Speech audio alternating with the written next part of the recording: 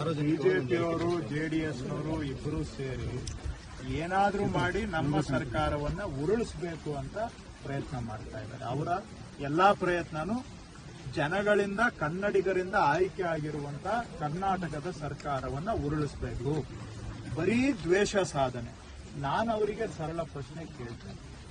ಕೇಂದ್ರದಲ್ಲಿ ಇವತ್ತು ಬಿಜೆಪಿ ಸರ್ಕಾರ ಬಂದಿದೆ, ಜೆಡಿಎಸ್ನವರು ಕೂಡ ಅದರಲ್ಲಿ ಭಾಗಿಯಾಗಿದ್ದಾರೆ, ಮಾನ್ಯ ಕುಮಾರಸ್ವಾಮಿ ಅವರು ಮಂತ್ರಿ ಆಗಿದ್ದಾರೆ.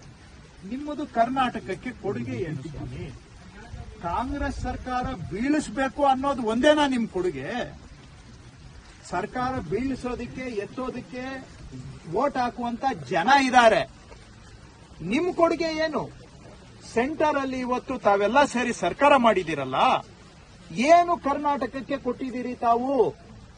ನಿಮ್ಗೆ ಕಾಂಗ್ರೆಸ್ ಸರ್ಕಾರ ಬೀಳಿಸ್ಬಿಟ್ರೆ ಕರ್ನಾಟಕದಲ್ಲಿ ಆಪರೇಷನ್ ಮಾಡಿ ಅದೇ ಕೊಡುಗೆನಾ ನಿಮ್ದು ಕರ್ನಾಟಕಕ್ಕೆ? ಜನಗಳಿಂದ ಚುನಾಯಿತವಾಗಿರೋ ಸರ್ಕಾರ ಬೀಳಿಸೋದೇ ನಿಮ್ ಕೊಡುಗೆ. ಮೇಕೆದಾಟು ಯೋಜನೆಗೆ ಒಂದು ಪರ್ಮಿಷನ್ ಕೊಡಿಸಿದ್ರೆ ನಾನು ಕಾಂಗ್ರೆಸ್ನವನಾಗಿ ಕೈ ಮುಗಿದು ತಮಗೆ ಧನ್ಯವಾದ ಹೇಳ್ತೀನಿ. ನಿಮ್ಗೆ ಏನಾದ್ರೂ ಸೆಂಟ್ರಲ್ಲಿ ನಿಮ್ ಸರ್ಕಾರ ಬಂದಿದೆ, ಕರ್ನಾಟಕಕ್ಕೆ ಏನಾದ್ರೂ ಒಂದು ಅಳಿಲು ಸೇವೆ ಮಾಡಬೇಕು ಅಂದ್ರೆ ನಮ್ಮ ಅಪ್ಪರ್ ಭದ್ರಾ ಯೋಜನೆ ಚಿಕ್ಕಮಗಳೂರು, ಶಿವಮೊಗ್ಗ, ಚಿತ್ರದುರ್ಗ, ದಾವಣಗೆರೆ ಕುಡಿಯೋ ನೀರು ಕೊಡಬಹುದು, ಕೆರೆಗೆ ನೀರು ತುಂಬಿಸಬಹುದು. 5,300 ಕೋಟಿ ಬರಬೇಕು ಸೆಂಟ್ರಲ್ ಗವರ್ಮೆಂಟ್ ಇಂದ, ₹1 ಕೊಟ್ಟಿಲ್ಲ. ನಮಗೆ ಬರಬೇಕಾಗಿರೋ 5,300 ಕೋಟಿ ಕೊಡಿಸಿ ಸ್ವಾಮಿ.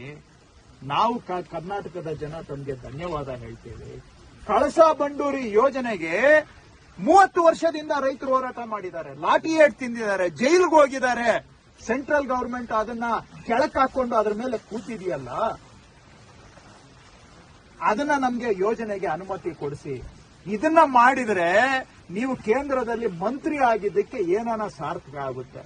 ಆ ಕಡೆ ಪ್ರಹ್ಲಾದ್ ಜೋಶಿ ಅವರು, ಈ ಕಡೆ ಕುಮಾರಸ್ವಾಮಿ ಅವರು, ಇಬ್ಬರದು ಏನ್ ಸ್ಕೆಚ್ ಅಂದ್ರೆ ಸರ್ಕಾರ ಬೀಳಿಸಬೇಕು. ಸರ್ಕಾರ ಬೀಳಿಸಿ ಕರ್ನಾಟಕಕ್ಕೆ ಏನ್ ಸಿಕ್ತು? ನೀವಿವತ್ತು ಕೇಂದ್ರದಲ್ಲಿ ಮಂತ್ರಿ ಆಗಿರೋದು, ನಿಮ್ಗೆ ಅಧಿಕಾರ ಸಿಕ್ಕಿರೋದು ಬರೀ ದ್ವೇಷ ಸಾಧನೆ ಮಾಡಕ್ಕೋಸ್ಕರನಾ, ಅಥವಾ ಕರ್ನಾಟಕಕ್ಕೆ ಏನಾದ್ರೂ ಉಪಕಾರನೂ ಮಾಡಬೇಕು ಅನ್ನೋ ಉದ್ದೇಶ ಇದೆಯಾ ಇಲ್ವಾ ನಿಮಗೆ? ಫಸ್ಟ್ ಅದನ್ನ ಮಾಡಿ. ಸರ್ಕಾರ ಬೀಳಿಸೋದು ಎತ್ತೋದು ಜನ ಮಾಡ್ತಾರೆ. ನೀವು ಬರೀ ಆಪರೇಷನ್ ಮಾಡಿ ಒಂದು ಸರ್ಕಾರ, ಜನಗಳಿಂದ ಆಯ್ಕೆ ಆಗಿರುವ ಸರ್ಕಾರ, 136 MLAಗಳನ್ನ ಗೆಲ್ಲಿಸಿ ಕೂರಿಸಿರುವಂತ ಸರ್ಕಾರ ಬೀಳಿಸೋದೇನಾ ನಿಮ್ ಸಾಧನೆ? ಕರ್ನಾಟಕಕ್ಕೆ ಏನ್ ಕೊಡುಗೆ ನಿಮ್ಮದು ಅನ್ನೋದನ್ನ ತಾವು ಹೇಳಿ ಫಸ್ಟ್. ಅದನ್ನ ಬಿಟ್ಬಿಟ್ಟು ಇವತ್ತು ಸರ್ಕಾರ ಬೀಳಿಸ್ತೀವಿ ಅಂತ ಹೇಳಿ ಅದೇನು ಒಂದು ಪುರುಷಾರ್ಥನ? ಅದಕ್ಕಾಗಿ ಜನ ನಿಮ್ಮನ್ನ ಕಳಿಸಿರೋದು ಡೆಲ್ಲಿಗೆ ಅನ್ನೋದನ್ನ ಸ್ವಲ್ಪ ಯೋಚನೆ ಮಾಡಿ.